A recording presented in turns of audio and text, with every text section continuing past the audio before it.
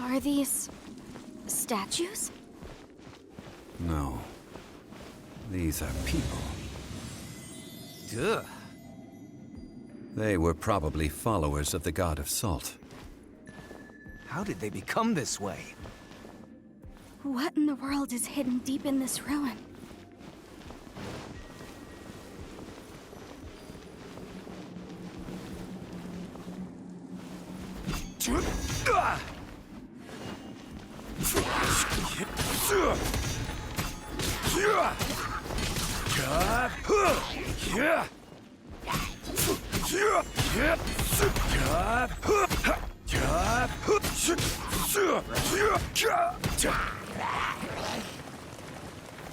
Stabilize!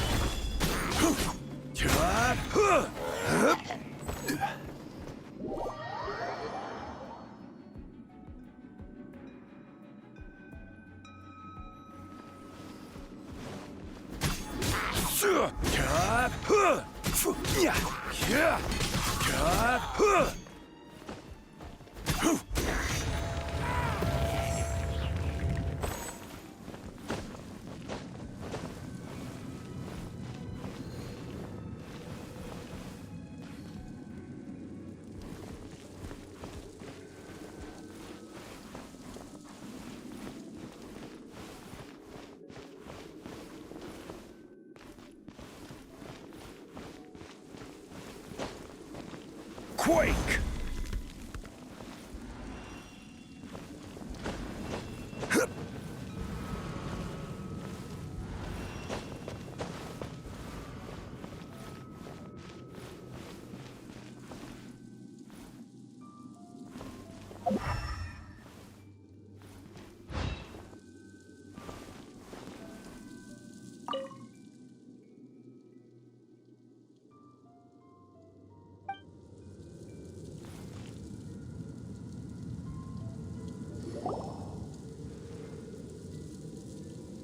Look at this!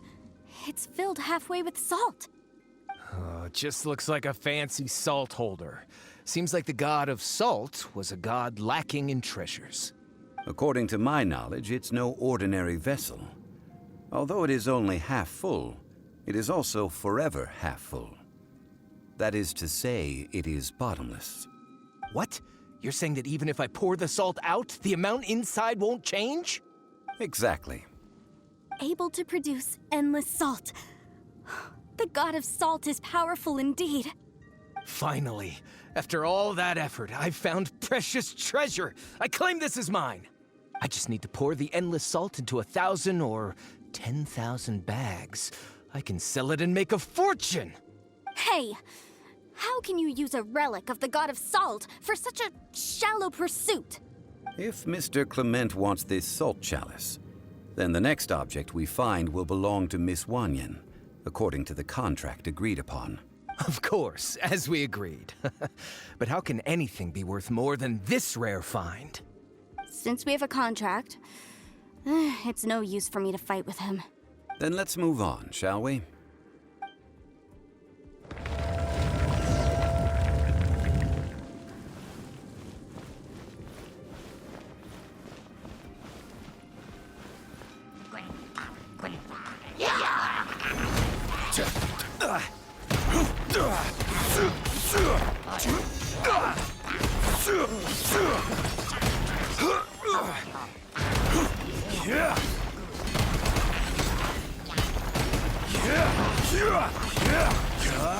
Solidify!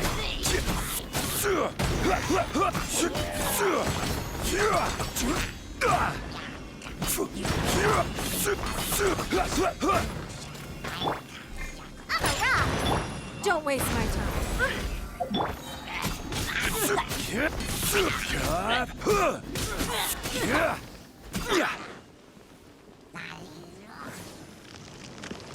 I will have order.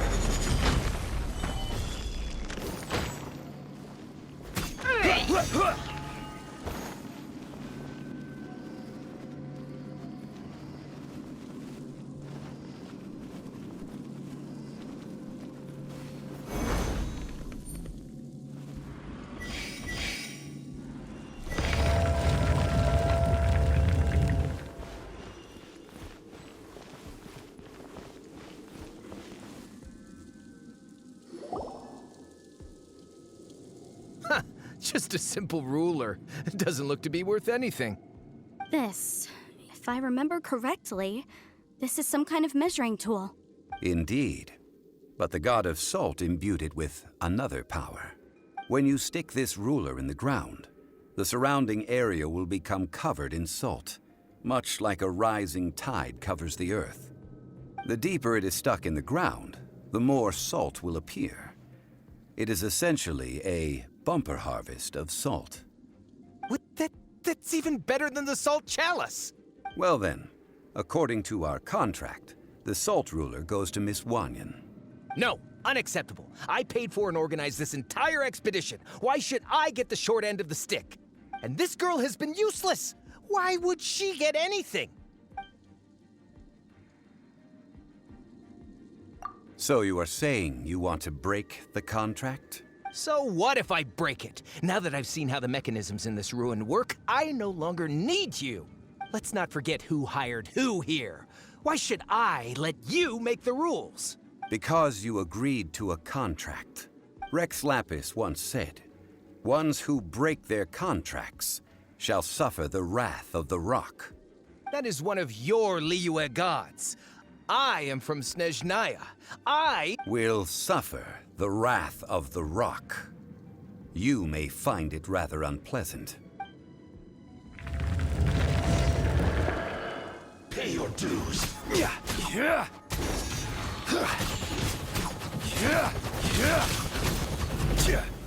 Gather!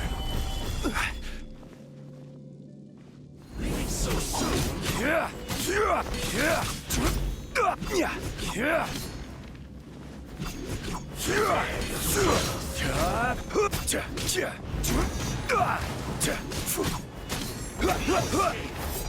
Quake!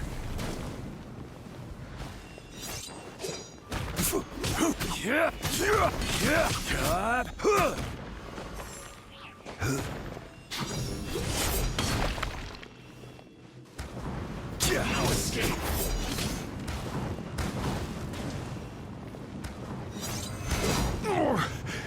I'm feeling a little off.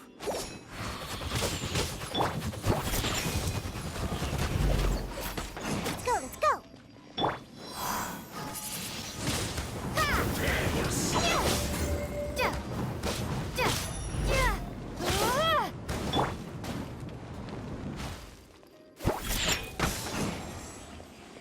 Leaving so soon. Can't handle your drink! Huh. Gather!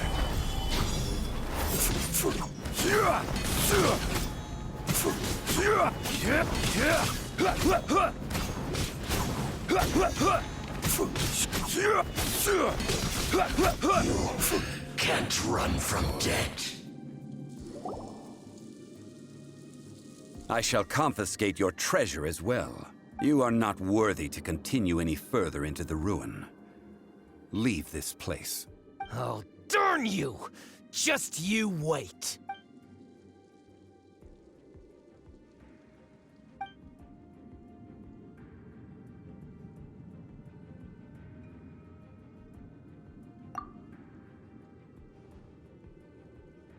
Clement's wrongdoing stemmed from greed, yes. But besides greed, there are many other things that may tempt us to break contracts. When people see the object of their dreams, how many are really able to control their desire and follow the contract? I think we should be honest with each other now. That in truth, not a single member of this archaeological expedition came here for archaeology. Why do you say that? Miss, you lack even the most basic archaeological knowledge, and can recognize naught but a few simple relics. However, you are an expert when it comes to anything regarding the god of salt.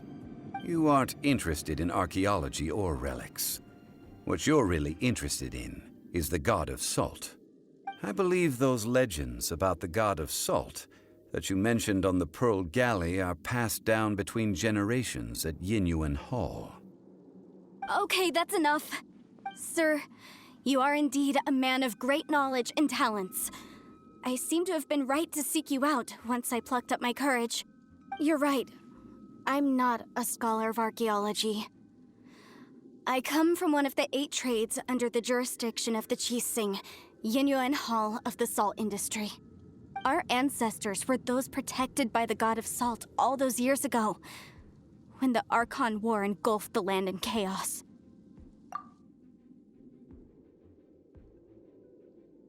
During the war, Morax assassinated our god out of envy for her power.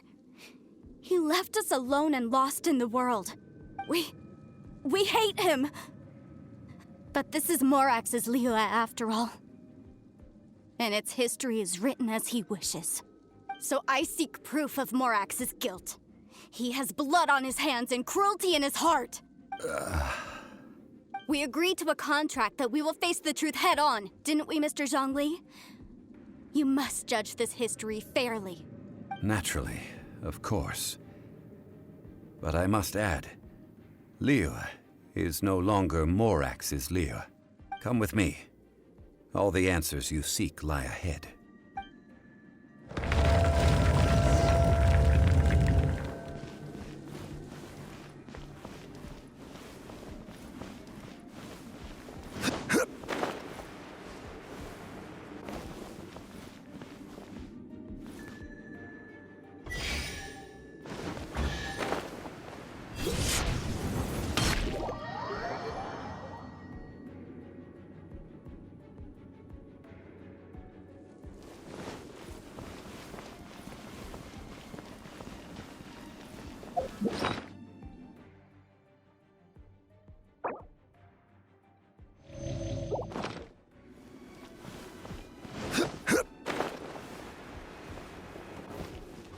Quake!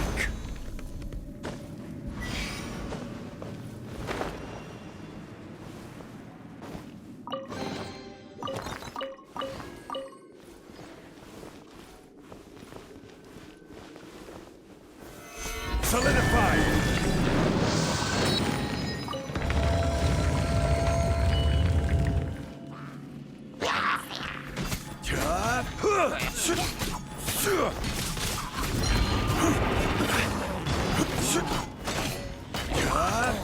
Rise! Crumble! Quake!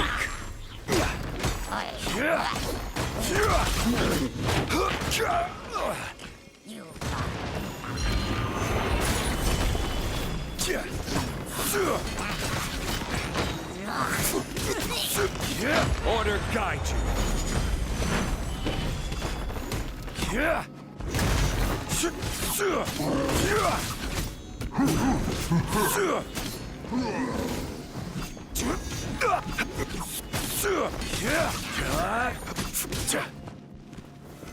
Solidify.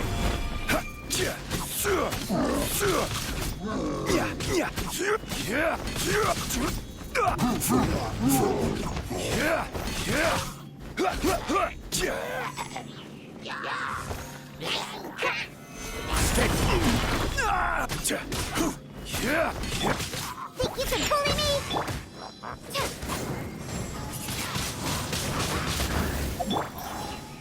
This is order. Gather.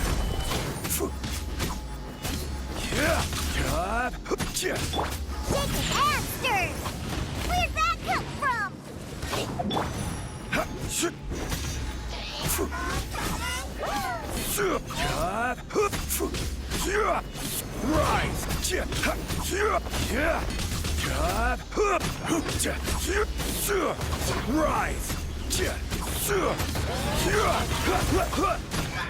Rise!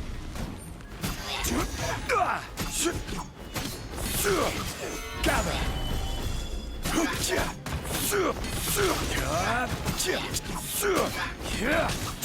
I will have order.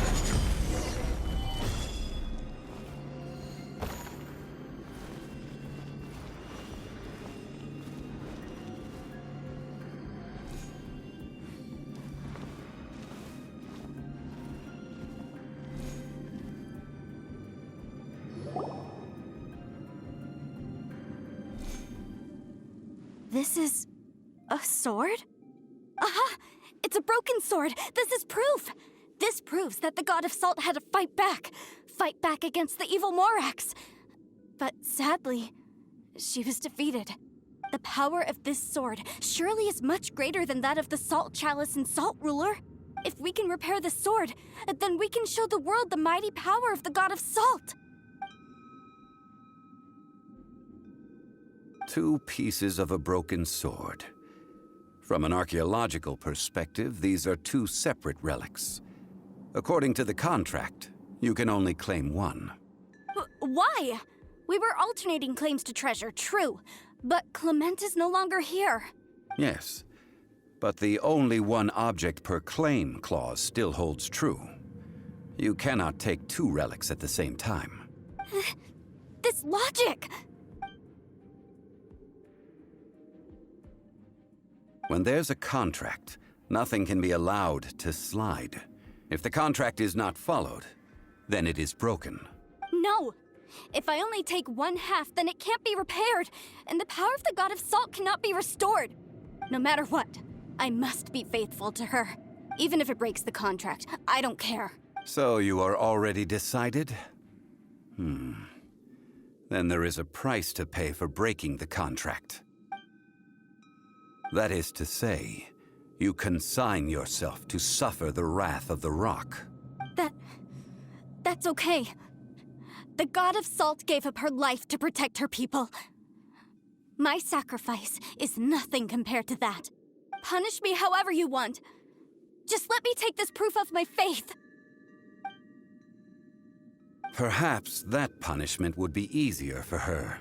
But, as punishment, I will tell you the truth. Huh? The truth?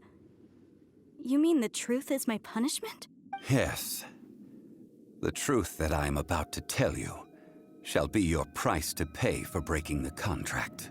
I'm afraid to say that the God of Salt, Havria, was not the powerful god you imagine her to be. Rather, she was a small and weak god who yielded to all other gods. When it came to war, she lost, never able to win a seat among the 7. What? During the Archon War, the gods of this world used all their strength and cunning to vie for control of Tevat. But Havria instead chose to flee. She thought that by giving up before a fight could start, she could save herself and her people from the war.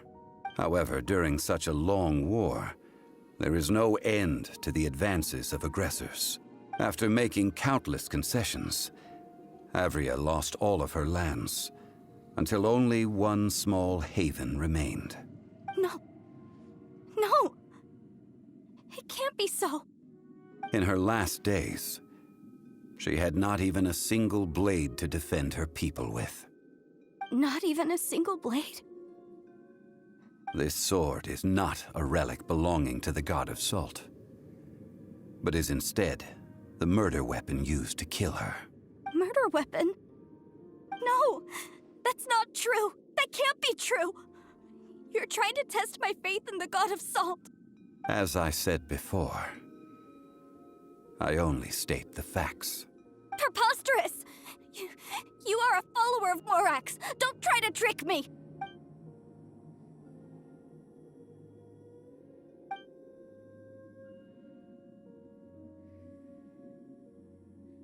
It is a punishment after all.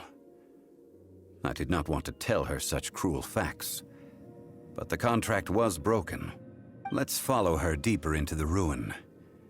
There, I fear, we will find something that will leave her no choice but to face the truth.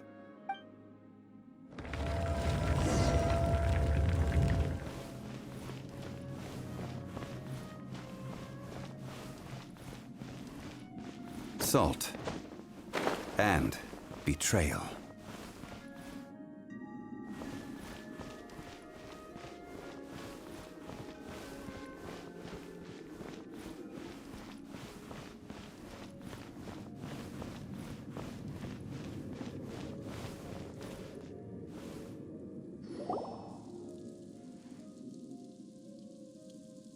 What are all these? What did they see? What did they do? What happened? Since you do not trust me, let us continue onward. That which lies beyond this door will show you all that happened back then.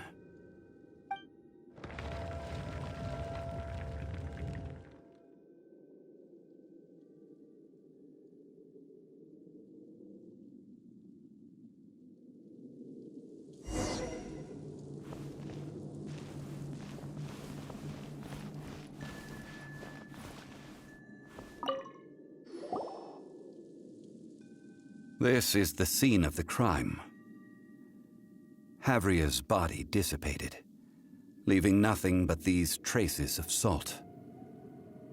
Her dying moments have since been frozen in time to this very day. The story continues that some among her people realized at last that this gentle, kind, but weak god could never protect anyone in wartime. The Archon War was cruel in the extreme. Instead of consigning her to the agony of defeat, they thought perhaps it would be better to give her a quick release. No matter how weak the god, the power that flows forth when they are slain is beyond the strength of mortal coils to bear. Those who could not flee were thus transformed. Those of her people who were untouched by this disaster left for Liyue, where they sought refuge with Rex Lapis.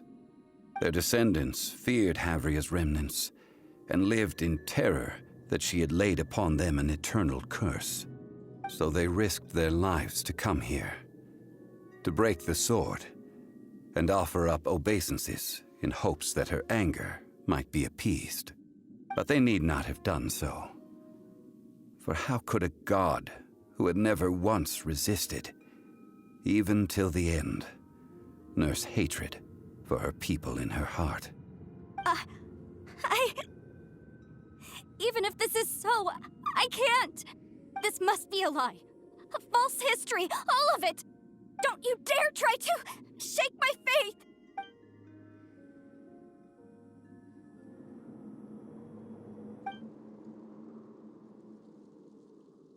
This is the price she must pay. Yet I would not call it a bad thing. Judging by how she appeared, I fear that she will struggle for a time. But even if she may not escape that struggle immediately, simply recognizing the truth is good enough for now. Indeed, in ages past, Havria's story served as a warning to me as well. Faith in a god who has already passed will do you no good. So it is for Havria. And so it is for Morax also. All right then. Now, would you like to accompany me in taking a trip to Guyonstone Forest? Treading old ground, telling old stories. One cannot help but be reminded of old acquaintances.